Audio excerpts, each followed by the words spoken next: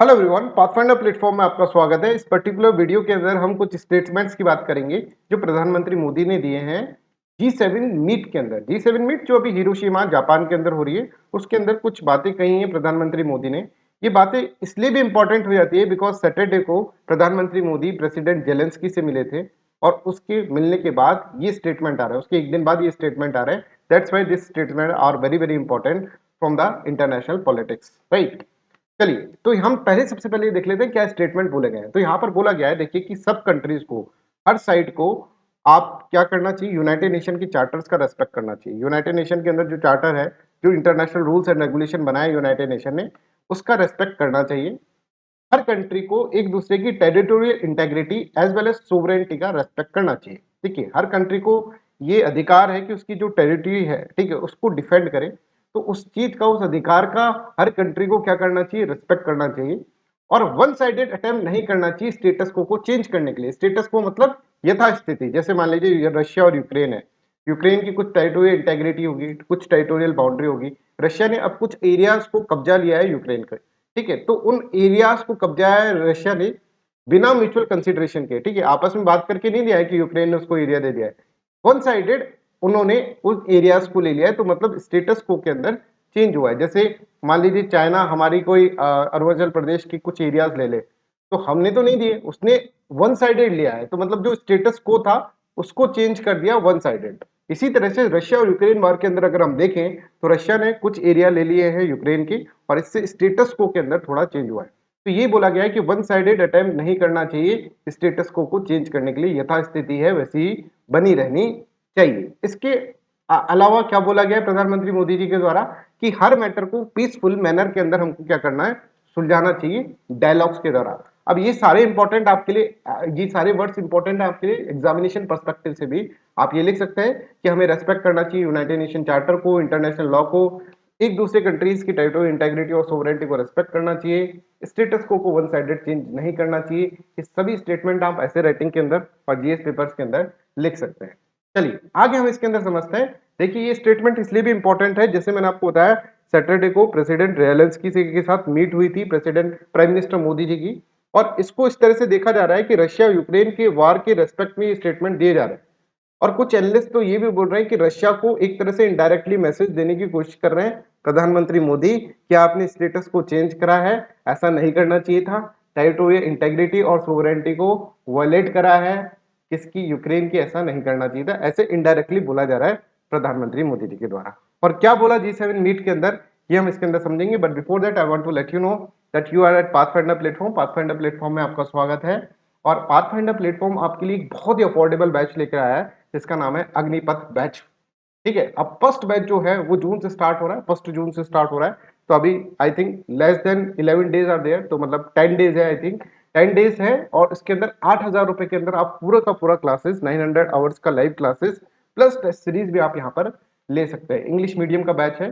15 जून से हिंदी मीडियम का बैच भी स्टार्ट हो रहा है, 15 जुलाई से, जिसका नाम है पाथफाइंडर बोध बैच। ठीक है, उसके बारे में हम बात करेंगे।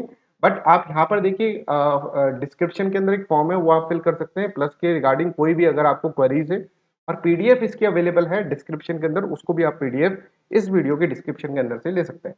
देखिए इसी के साथ साथ हम प्रीलिम्स का टेस्ट सीरीज भी यहाँ पे लॉन्च कर रहे हैं 2,999 रुपीज के अंदर। ये सभी पाथफाइंडर के जो सारे बैचेज हैं, टेस्ट सीरीज है, इन सबको आप लाइव डीबी कोड से एनरोल ले सकते हैं। लाइव डीबी कोड जब आप यूज करेंगे तो आपका फीस ड्रास्टिकली रिड्यूस हो जाएगा। जैसे यहाँ पर देखिए आप, फीस है 14,999, ये रिड्यूस होकर 7,999 हो जाएगा when you use the code live dB, right. तो लाइव डीबी कोड यूज करना मत भूलिए। इसके बाद मैं आपको पर्सनली गाइड करूंगा किस तरह से आपको यूपीएससी की प्रिपरेशन करनी है। इसी के साथ साथ मेंस टेस्ट सीरीज है, 2,500 रुपीज में मेंस का टेस्ट सीरीज ले सकते हैं। ये हमारे एजुकेटर्स हैं जो आपको अपने अपने इनोवेटिव मैनर के अंदर टीचिंग प्रोवाइड करेंगे। हिंदी मीडियम का बैच जिसके बारे में हम आपको बात कर रहे थे, पाथफाइंडर बोध भी लॉन्च होने वाला है। और आप यहाँ पर देख सकते हैं कि इसके अंदर भी 15 जुलाई से बैच स्टार्ट होगा और ये सारे फीचर्स में दिए जाएंगे। इसको भी आप एनरोल कर सकते हैं लाइव डीबी कोड के साथ। चलिए आगे हम समझते हैं कि प्रधानमंत्री मोदी जी ने और क्या क्या बोला है, ये अपन इसके अंदर समझते हैं। पर्टिकुलरली जेलेंस्की के बारे में, प्रेसिडेंट जेलेंस्की के बारे में उन्होंने ऐसा बोला है कि जो करंट सिचुएशन है, जो रशिया यूक्रेन का वॉर चल रहा है करंट, ये कोई पॉलिटिकल या फिर इकोनॉमिक सिचुएशन नहीं है। इसको हमको ह्यूमैनिटी के पर्सपेक्टिव से देखना चाहिए, ह्यूमन वैल्यूज के पर्सपेक्टिव से देखना चाहिए। एक और स्टेटमेंट जो आप यूज कर सकते हैं अपने आंसर राइटिंग के अंदर कि हमें ह्यूमैनिटेरियन वैल्यू सिस्टम को ज्यादा प्रायोरिटी देनी चाहिए एज कंपेयर टू पॉलिटिकल और इकोनॉमिक इश्यूज के, ठीक है। और यहां पर प्रधानमंत्री मोदी ने यह भी बोला है कि डायलॉग और डिप्लोमेसी के द्वारा हमको कोई भी इंपॉर्टेंट जो भी कंफ्लिक्ट की सिचुएशन है उसको क्या करना, सुलझाना चाहिए। तो देखिए we have maintain from beginning, ऐसे बोल रहे हैं कि हम शुरुआत से बोलते आ रहे हैं कि डायलॉग और diplomacy are the only way out, सिर्फ यही तरीके हैं। And India will do everything that is required to resolve the current conflict को रिजॉल्व करने के लिए भारत यहां पर कुछ भी करने के लिए तैयार है, डायलॉग और डिप्लोमेसी के थ्रू कुछ भी करने के लिए तैयार है, राइट। तो यहां पर इस तरह भी बोला गया है कि global peace, stability and prosperity are part of a common goal of all of us, कि हम सभी के कॉमन गोल जो होने चाहिए, वार नहीं होना चाहिए, कंफ्लिक्ट नहीं होना चाहिए, पीस, स्टेबिलिटी और प्रॉस्पेरिटी होना चाहिए। और वर्ल्ड पूरा इंटरकनेक्टेड है। देखिए आज रशिया और यूक्रेन के अंदर वार हो रहा है, आपको क्या लग रहा है सिर्फ ये दो कंट्री इफेक्ट हो रही? नहीं, पूरा का पूरा वर्ल्ड इससे इफेक्ट हो रहा है। अगर हम देखें तो फूड, फ्यूल और फर्टिलाइजर क्राइसिस आ रहे हैं वर्ल्ड के अंदर, ठीक है, क्योंकि रशिया और यूक्रेन, मैं आपको अभी बताऊंगा, रशिया और यूक्रेन बहुत इंपॉर्टेंट सप्लायर हैं वीट के, राइट। तो यहाँ पर देखिए फूड, फ्यूल और फर्टिलाइजर के क्राइसिस हो रहे हैं। और जो भी दो सिचुएशन, दो कंट्रीज के अंदर अगर सिचुएशन हो रही है तो उसके कारण क्या है, क्योंकि वर्ल्ड इंटरकनेक्टेड है, तो यहाँ पर आप देखेंगे सारी ही कंट्रीज से इफेक्ट हो रही है। और स्पेशली लीस्ट डेवलप कंट्रीज जो है और डेवलपिंग नेशंस जो है वो यहाँ पर बहुत ज्यादा इफेक्ट हो रहे हैं। अब आप यहाँ पर एक मैप देखिए, इसके अंदर ये यूक्रेन का मैप है, और यूक्रेन के अंदर अगर हम देखेंगे टेम्परेट रीजन रहता है यूक्रेन के अंदर, अगर क्लाइमेटिक कंडीशन देखें तो टेम्परेट के साथ साथ वहां पे स्टेपी ग्रासलैंड्स जो होती हैं वो बहुत, स्टेपी ग्रासलैंड का एरिया जो होता है वो बहुत सारा पाया जाता है यूक्रेन के अंदर, आप यहाँ पर देख सकते हैं। और स्टेपी ग्रासलैंड और टेम्परेट रीजन की खासियत है कि क्यों, देखो अगर आप वीट देखोगे तो वीट राबी क्रॉप है। राबी क्रॉप मतलब क्या है कि जो सर्दियों में उगती है, अक्टूबर से नवंबर के मंथ में उगती है, और यहाँ पर ऐसा ही रीजन, यहाँ पर ऐसा ही क्लाइमेट बना रहता है पहले से, राइट। तो नेचुरली क्लाइमेट यहाँ पर बहुत अच्छा है वीट के प्रोडक्शन के लिए, ठीक है। तो यहाँ पर बम्पर वीट का प्रोडक्शन होता है। और स्टेपी ग्रासलैंड मतलब जिन ग्रासलैंड्स को काटा जा सकता है इजीली और उसके ऊपर एग्रीकल्चर करा जा सकता है, जैसे एक होता है सूडान टाइप ऑफ मतलब ग्रासलैंड। तो सूडान टाइप ऑफ ग्रासलैंड तो बहुत बड़ी बड़ी ग्रासलैंड्स होती है, उनको काटकर एग्रीकल्चर नहीं किया जा सकता, पर स्टेपी ग्रासलैंड्स के अंदर एग्रीकल्चर किया जाता है। तो यहाँ पर स्टेपी ग्रासलैंड्स का एरिया है प्लस टेम्परेट रीजन है, तो वीट का बम्पर प्रोडक्शन यहाँ पर होता है। अगर इस तरह से आप देखेंगे तो रशिया देखिए बहुत सारा वीट का प्रोडक्शन करता है। अभी रशिया का भी वीट का प्रोडक्शन जो हो रहा है वो सब कंट्रीज तक नहीं पहुंच पा रहा है। और अगर हम देखें यूक्रेन जो है वो भी बहुत सारा वीट का प्रोडक्शन करता है। यहाँ पे देखिए 37.3 मिलियन मैट्रिक टन प्रोडक्शन करा जाता है रशिया के द्वारा, ठीक है, 2020 का ये डेटा है। और यूक्रेन के अंदर 18.1 मिलियन मैट्रिक टन यहाँ पर प्रोडक्शन किया जाता है।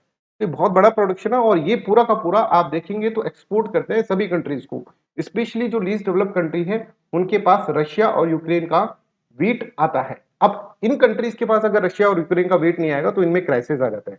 देखिए जैसे सोमालिया अगर हम देखें तो 100% वीट अपना जो होता है वो किससे लेता है, यूक्रेन एंड रशिया से लेता है। आप देख सकते हैं यूक्रेन से कितना जा रहा है। अब यहाँ पर क्योंकि वार की सिचुएशन चल रही है तो पूरे पोर्ट्स और इनके ऊपर क्या है, उनके ऊपर पूरी की पूरी आर्मी बैठी है, तो यहाँ पर एक दूसरे की कंट्रीज से वीट का सप्लाई रुका हुआ है, ठीक है। इसी तरह से आप बेनिन देखेंगे, लाओस देखेंगे, Egypt, Sudan, Congo, Senegal, Tanzania, ये सारी कंट्रीज जो हैं ये रशिया और यूक्रेन के वीट के ऊपर डिपेंडेंट है। और ये बहुत ही गरीब देश है, लीस्ट डेवलपिंग कंट्रीज हैं, ठीक है। और आप देख सकते हैं कि यहाँ पर लीस्ट डेवलपिंग कंट्रीज है, और यहाँ पर वीट का ना होना, वीट अगर यहाँ पर सप्लाई नहीं हो पाएगा तो यहाँ पर एक तरह से फूड क्राइसिस की सिचुएशन आ जाएगी, भुखमरी की सिचुएशन आ जाएगी। तो इसीलिए प्रधानमंत्री मोदी कह रहे हैं कि देखिए वर्ल्ड जो है वो इंटरकनेक्टेड है, और the developing countries are paying a heavy price because of the food, fuel and fertiliser prices. समझ में आ रहा है? तो इसी तरह से आप यहाँ पर देख सकते हैं कि प्रधानमंत्री मोदी जी ने कहा है कि हम कुछ भी करेंगे, everything necessary to resolve the war in the Ukraine. Ukraine के अंदर जो वार हो रहा है वो हम किसी भी तरह से खत्म करने की इसको कोशिश करेंगे। तो ये सारे स्टेटमेंट्स आपके यूपीएससी के पर्सपेक्टिव से बहुत इंपॉर्टेंट है। इन सबको आप डिफरेंट डिफरेंट इनोवेटिव मैनर के अंदर यूज कर सकते हैं, ऐसे राइटिंग के अंदर एंड जीएस पेपर 4 के अंदर। तो that's why this is very very important lecture for you. इसी के साथ मैं आपको बताना चाहता हूँ कि अग्निपथ का बैच जो है वो 1 जून से स्टार्ट होने वाला है, और 7,999 रुपीज इसकी फीस है, ठीक है। आप लाइव डीबी कोड यूज करें, लाइव डीबी कोड यूज करने के बाद ये फीस जो होगी 14,999 की फीस ड्रास्टिकली रिड्यूस हो जाएगी, 7,999 रुपीज आपको पे करने होंगे। आप यहाँ पर देख सकते हैं कि पीडीएफ भी आप इस वीडियो की ले सकते हैं, और आप हमारे साथ कांटेक्ट भी कर सकते हैं। इस नीचे डिस्क्रिप्शन में एक फॉर्म दे रखा है, या फिर आप डायरेक्टली स्कैन करिए और फॉर्म को फिल कर सकते हैं अगर आपको कोई भी क्वेरीज है, कोई भी डाउट है। इसी तरह से एक पर्सपेक्टिव सीरीज भी है। इस सीरीज को यूपीएससी टॉपर्स के द्वारा बनाई गई सीरीज है कि यूपीएससी टॉपर्स का क्या पर्सपेक्टिव है यूपीएससी सीएससी के एग्जामिनेशन के बारे में। तो हिंदी मीडियम और इंग्लिश मीडियम दोनों के अंदर ये सीरीज है, आप इसके अंदर यहाँ पर देख सकते हैं। So that's all for today's class. Thank you so much. Bye bye. Take care and